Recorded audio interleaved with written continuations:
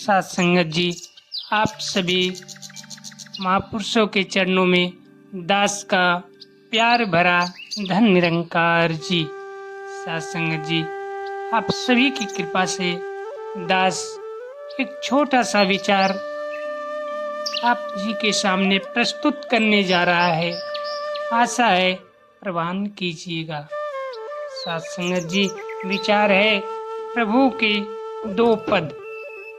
एक दिन श्री राम जी ने हनुमान जी से कहा कि हनुमान, मैंने तुम्हें कोई पद नहीं दिया।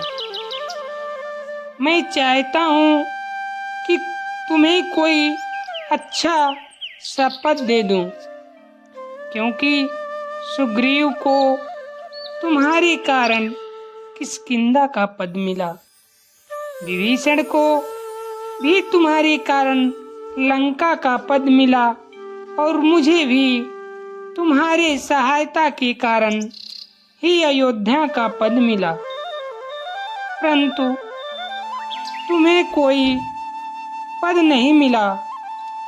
हनुमान जी ने कहा, प्रभु, सबसे ज्यादा लाभ में तो मैं ही हूँ। श्री राम ने कहा, कैसे?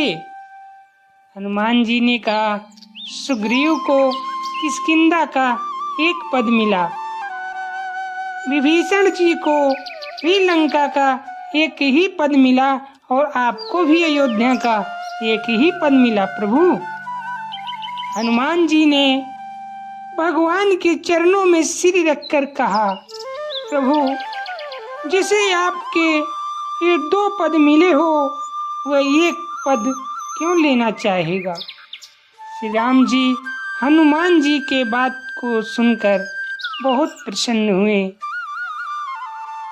साथ संगत जी, और कहा भी गया है कि सबके ममता ताप त्याग बटोरी, मम पद मनई बांधे मम डोरी। साथ संगत जी,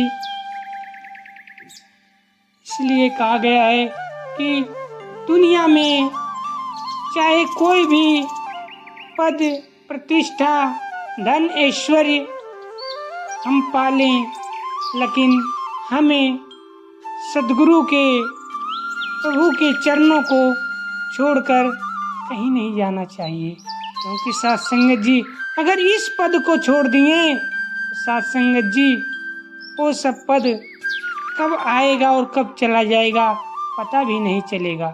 क्योंकि साथ संगत जी, सांसारिक पद जब आते हैं तो मन में अभिमान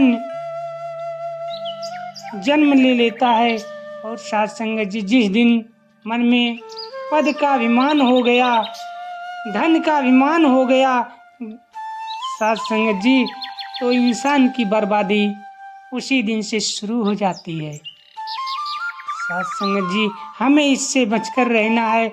और साथ संगत जी, क्योंकि अवतार वाणी में भी कहा गया है कि 1 पते की बात है, इस पर देना ध्यान जरूरी है।